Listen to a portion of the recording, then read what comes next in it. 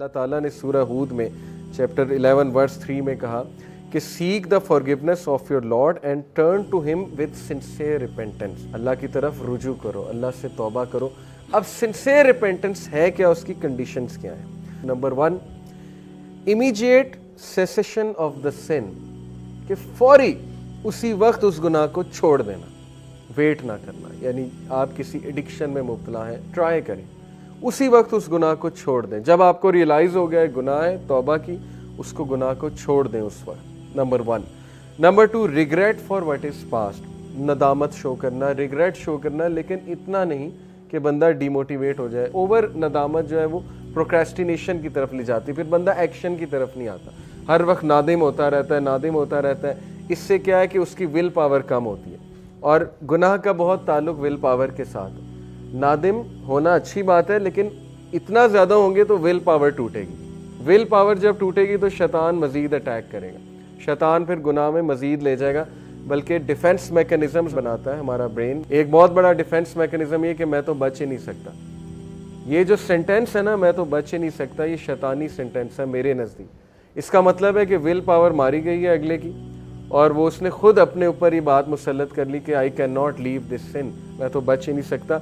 In short वो असल में गुनाह करना चाह रहा है, इसलिए उसने पहले से सेंटेंस गढ़ लिया कि मैं तो बच ही नहीं सकता, ताकि जाहिर है वो कॉग्निटिव डिसोनेंस जो पैदा होती है ना, जहनी तज़ब्ज़ब, जैसे सिगरेट लोग पीते हैं उनसे छोड़ा ही नहीं जाता, स्ट्रेस पैदा होता है कि छोड़ना चाहिए छोड़ना चाहिए, एक टाइम आता है कहते हैं मैं छोड़ ही नहीं सकता। वो किस लिए? डिफेंस मैकेनिज्म है, टू काम योरसेल्फ डाउन। तीसरी जो कंडीशन है, determination not to return to the सिन।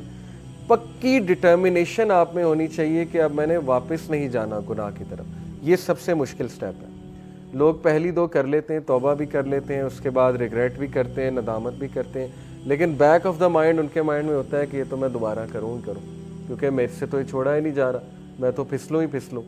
ठीक है ना, पहले ही डिफेंस मैकेनिज्म बना लिया, तो ये ट्रू रिपेंटेंस नहीं है। डिटर्मिनेशन पे लोग फेल होते हैं। क्यों फेल होते हैं? वो प्लान नहीं बनाते हैं, विल पावर नहीं है, डिटरमिन्ड नहीं है टू लीव द सिन। मैंने कई नौजवानों को उनके कमरों में ये आयत लगाते देखा है यूनिवर्सिटी टाइम पे, और आज भी कुछ ऐसे लोग हैं जो मुझे बताते हैं कि उन्होंने रिमाइंडर्स लगाए होते हैं अपने कमरे में कि Allah is watching you, something like this, या कोई आयत लगाई होती है, ठीक है, जिससे उनको फ़ौरन सोच इस तरफ चली जाती है कि नहीं गुनाह नहीं करना, अल्लाह ताला देख रहा है, और ये चीज़ उन्हें मोटिवेट करती है। इसका मतलब उनकी रिपेंटेंस ट्रू है, सिंसियर है, क्योंकि they are determined to leave the sin, वो डिटरमिन्ड है गुनाह छोड़ने के लिए। ओके, और चौथी कंडीशन है रेस्टिट्यूशन ऑफ विक्टिम्स राइट्स और सीकिंग देयर फॉरगिवनेस।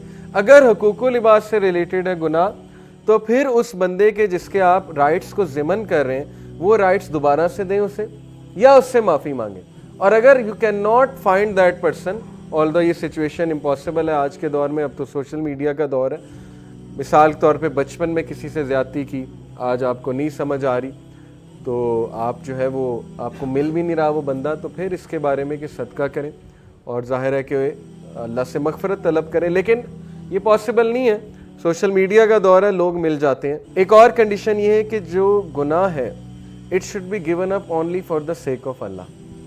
ये सिंसियर रिपेंटेंस, अल्लाह के डर से गुनाह छोड़ा जाता है ना, या अल्लाह को राज़ी करने के लिए।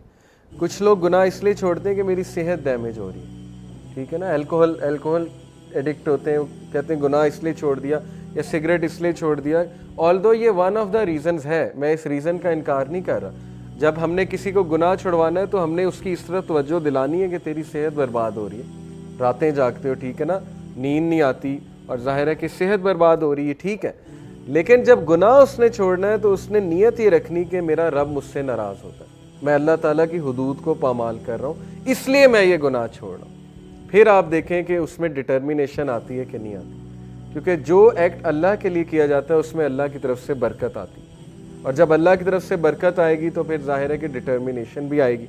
तो पहली बात यह है कि वो गुनाह को सिर्फ और सिर्फ अल्लाह सुब्हानहू व तआला की रज़ा के लिए छोड़े। एक हदीस में आता है कि whoever gives something for the sake of Allah, Allah will enrich him and Allah will fill his heart with richness, और अल्लाह ताला will replace it with something better। इतनी मोटिवेशनल हदीस है, स्पेशली क़यामत के रोज़ 7 तरह के लोग अल्लाह के अर्श के साए तले होंगे, और अक्सर हबस होती है, गर्मी होती है, बंदे का दम घुट रहा होता है हबस के मौसम में। सोचें कि वो क्या मैदान हशर का जो सीन है। 7 type of people will be under the shade of throne of Allah. ان میں سے ایک وہ ہے who leave something for the sake of Allah. ایک ٹائپ وہ بھی ہے جو اللہ کے ڈر سے گناہ چھوڑ دیتا ہے, جو اللہ کے ڈر سے یا اللہ کی خوشنودی کے لیے, اللہ کو راضی کرنے کے لیے کسی چیز کو لیٹ گو کر